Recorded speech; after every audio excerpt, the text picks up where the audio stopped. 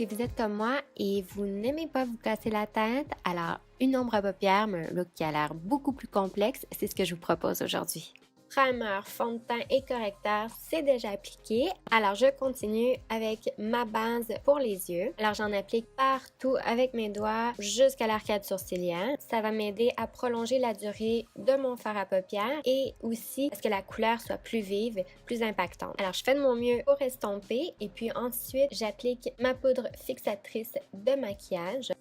Alors, la poudre va aider à ce que le primer ne bouge pas dans le creux de ma paupière mobile et puis ça va être beaucoup plus facile par la suite d'estomper mon fard à paupières. Voici maintenant le seul et unique fard à paupières que je vais utiliser. J'ai commencé à l'appliquer avec un pinceau assez foncé, avec mes doigts non plus. Alors, j'ai décidé de mouiller mon pinceau et donc d'appliquer l'ombre à paupières humide et ça a fonctionné à merveille. Alors moi j'ai utilisé mon Metamorphix de Lise Watier qui est conçu spécialement pour ça, mais vous pourriez utiliser de l'eau ou votre brume fixatrice de maquillage, ce que vous avez sous la main. Je l'ai appliqué en tapotant et puis j'estompais les pourtours avec le même pinceau, mais vous pourriez aussi changer de pinceau, en prendre un propre pour estomper. Puis plus j'estompais, plus je trouvais qu'on voyait les deux couleurs, alors le rouge brique et puis le vert émeraude. Moi personnellement, j'adore cette ombre à paupières là. Par contre, je sais qu'elle est peut-être un peu plus dispendieuse et puis si vous voulez seulement essayer, il y a une ombre à paupières qui est très similaire mais beaucoup plus abordable.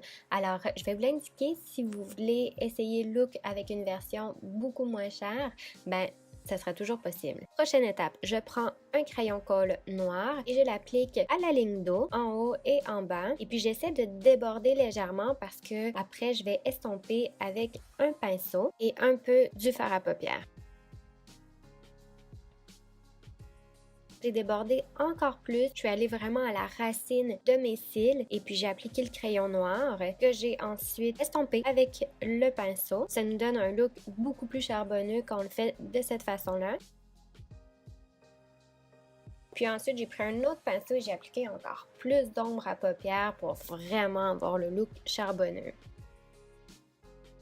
Ensuite, j'ai pris un pinceau propre et je l'ai utilisé pour estomper légèrement les pourtours de l'ombre à paupières. J'ai recourbé mes cils et j'ai appliqué du mascara. Maintenant, la poudre bronzante. Alors, je l'applique partout où le soleil aurait naturellement bronzé mon visage. Et puis, j'en applique aussi légèrement où mes oreilles et puis dans mon cou parce que je veux vraiment que ça soit réaliste. Je veux pas qu'il y ait de démarcation.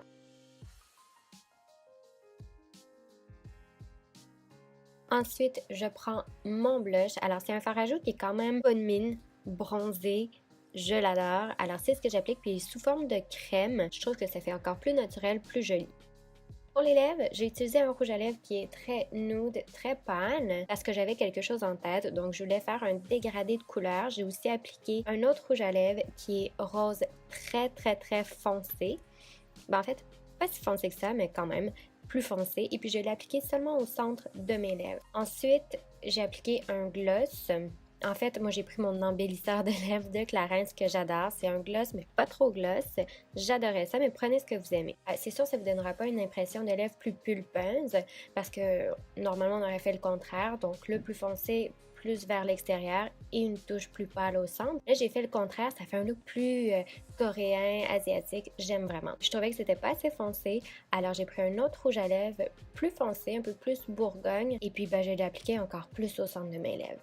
Ensuite, le look est à mon goût, alors j'ai décidé de continuer en appliquant mon illuminateur et ça c'est vraiment mon produit chouchou. C'est un illuminateur sous forme de crème, donc c'est pratiquement transparent, mais c'est ce que j'aime, ça fait vraiment juste illuminer le visage. Et puis ensuite, j'ai appliqué ma brume fixatrice de maquillage. Vous pouvez appliquer des faux cils ou pas, c'est à votre goût.